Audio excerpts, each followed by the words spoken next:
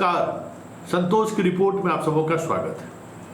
और आज हम संतोष की रिपोर्ट में चर्चा करने जा रहे हैं कि सुनामी हो, भूकंप हो या बवंडर हो, हमारे साइंटिस्ट के पास इतने तरह के इक्विपमेंट हैं कि कहाँ पर उसका केंद्र बिंदु है, कहाँ तक नुकसान पहुँचा सकता है, रिक्टर पैमाने पर उसकी तीव्रता क्या है, सुनामी अगर है तो उस सुनामी का असर कहाँ तक होगा, किस तट से टकराएगा, कितने बजे टकराएगा, सारा कुछ 100% एक्यूरेसी के साथ जारी कर देता है। पूरी दुनिया में अलर्ट कर देता है कि भाई यहाँ सुनामी आया है, आप अपने अपने जगह पर सतर्क हो जाएं, घाट को छोड़ दें, समुद्र किनारे छोड़ दें, चक्रवात आ रहा है, समुद्र तूफान आने वाला है, सतर्क रहें। लेकिन राजनीति ही एक ऐसा है जिसमें अभी तक उसका रिक्टर पैमाने पर क्या तीव्रता है या उस तीव्रता का कहाँ पर केंद्र बिंदु है, उसको समझना आज भी बड़ी मुश्किल है। बड़ा जबरदस्त साइंस है भाई, पॉलिटिकल साइंस जो है ना, जबरदस्त साइंस है। और ये साइंस पूरे साइंस को प्रभावित करता है। अगर कोई बददिमाग आदमी अगर प्रधानमंत्री बन जाए तो सारा साइंस प्रभावित हो जाएगा। इसलिए ये साइंस ऐसा साइंस है जो पूरे साइंस को प्रभावित करता है। इसलिए बड़ी इसको समझना वाकई में बहुत मुश्किल है। अब हम पॉइंट पे आते हैं। हम बात चिराग पासवान को लेकर, इस दिनों जो बवंडर मचा हुआ है बिहार की राजनीति में, देश की राजनीति में, उस बवंडर का केंद्र बिंदु कहाँ है, या रिक्टर पैमाने पर इस भूकंप का क्या है, तीव्रता क्या है। बहुत कुछ R&D हम लोग कर रहे थे कि भाई कहाँ से ये खबर चलाई जा रही है, क्यों ये खबर चलाई जा रही है कि चिराग पासवान टूट रहे हैं, चिराग पासवान के सांसद उनको छोड़ के जा रहे हैं, पिछले जैसी स्थिति हो जाएगी। चिराग पासवान भी कह रहे हैं कि बार बार काठ का हांडी नहीं चढ़ता है, हमारे सभी सांसद साथ में हैं, बैठक पर बैठक बुला जा रहे हैं। समझ में नहीं आ रहा था कि आखिर इसकी वजह क्या है, क्यों ऐसा हो रहा है। लेकिन आज मांझी के एक बयान से बहुत सारी चीजें स्पष्टता के साथ समझ में आनी शुरू हो गई है। उसकी तीव्रता, उसका केंद्र और उसका प्रभाव कितना व्यापक पड़ने वाला है, अब वो धीरे धीरे सामने आना शुरू हो गया है।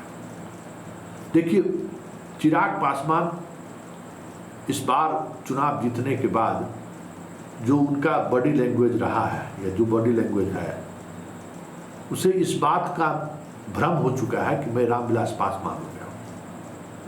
और बिहार की राजनीति में वो नीतीश की जगह लेना चाहते हैं। ऑफ द रिकॉर्ड कई जगह वो बोलने भी लगे हैं। तो फिर ऐसे में बीजेपी कोई दूसरी बार, पहली बार तो नीतीश को उसने खड़ा किया, अब दोबारा ये गलती करने के तैयार नहीं है कि चिराग नीतीश के बाद बिहार का वो उत्तराधिकारी बन जाए। और उसी तरीके से, जिस तरीके से नीतीश के साथ बीजेपी को खड़े रहने की मजबूरी है, चिराग के साथ भी खड़ा नहीं रहना पड़ रहा है। ये संकेत कहीं न कहीं, जैसे कई इशूज पे जो उन्होंने अपनी आक्रामकता दिखाई है ना, या फिर हनुमान के लाइन से हटकर जो उन्होंने चीज़ें दिखाने की कोशिश की है, SC/ST के रिजर्वेशन के मामले में, वर्गीकृत करने के मामले में, UPSC के मामले में जो बहाली की बात मोदी ने की थी, उस मामले में, वक्फ बोर्ड के मामले में, कई ऐसे इशूज आए, 4-5 ऐसे इशूज आए हैं जिस पर चिराग अलग स्टैंड लेने की कोशिश की, जबकि चिराग की हैसियत रामविलास पासवान वाली तो है नहीं। आज अकेले अगर बिहार में चुनाव लड़ जाए तो अधिकांश उम्मीदवारों की जमानत जब्त हो जाए तो कोई बड़ी बात नहीं होगी। विधानसभा चुनाव 2020 में तो उन्होंने आजमा ही लिया था ना, भले बीजेपी उसके पीछे खड़ी थी। फिर जिस तरीके का अकूत संपत्ति की चर्चा होती है रामविलास पासवान जी के कमाई का, ये सब सारी चीज़ें होने के बावजूद भी अगर कोई नज़र टेढ़ी करे तो ऑपरेशन होगा ना, और उस ऑपरेशन का संकेत अब जीतन राम मांझी ने दे दिया है। पार्टी तोड़ने की बात या पार्टी में चिराग पासवान को फिर से अलग थलग करने की बात, वो सारी बातें अब ये बातें सामने आने लगी हैं कि ये सब कुछ चिराग की तरफ से ही प्लांट करके चलाई जाएगी। अब बात यहाँ तक पहुँच गई है, क्योंकि मांझी ने जो कहा है ना कि 75-76 साल हो गया मलाई खाने का, अब बहुत हो गया,